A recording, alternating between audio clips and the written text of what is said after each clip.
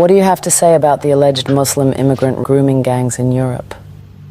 Well, to whatever extent that actually happens, which is not particularly clear, I would say that those are immigrants who have thoroughly assimilated and become true Westerners, because I can guarantee that they didn't act like that back home. And if they did, we would know how to deal with them. I mean, you're the ones who came up with the term rape culture, and you didn't make that term up about our culture, but about your own. You spread confusion and pathology in your society about masculinity, femininity, sex, sexuality, relationships, and on and on and on, not to mention violence.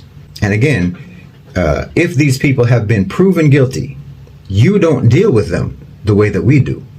You say it upsets you, you act outraged about it, and you use these cases for political purposes. But in the Muslim world, these kinds of crimes are severely punished. That shows who takes these kinds of things more seriously. That shows who has the moral clarity about things like this. Even with pedophiles and other types of sex criminals, you send them to jail hoping that inmates will enact justice on your behalf. You pass the buck on to violent criminals to do to them what the moral ambiguity of your laws can't do. And so that you can keep telling yourselves that you're champions of human rights and so on. All the while, secretly hoping that someone's going to shank them in prison. You literally outsource justice to convicts just to protect your tender sensibilities. Well, we don't do that. People who commit these kinds of crimes in the Sharia get what they deserve from the courts, because we're very clear on these issues. If someone violates a child or violates a woman and it's proven beyond a reasonable doubt, it's death. And that's what should happen to anyone who commits those types of crimes, including in the West, whether it's a Muslim or otherwise.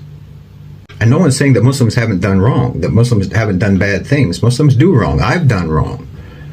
But if you take the worst things that Muslims have ever done in the last 1400 years, it's not even going to be as bad as what the West did this morning or yesterday afternoon or what they're going to do tomorrow. Any wrong that a Muslim does, we can identify the what, where, how, and why it is prohibited in the religion explicitly. We can show that it's a violation of Islamic law and principles.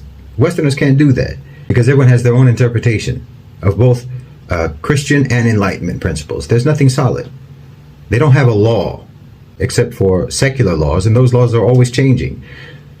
So you were putting people in prison for decades for smoking weed, and then you decided that it's fine. So what about all those people then? Are they going to get restitution for wrongful imprisonment? Like I said before, there's no consensus in the West about right and wrong.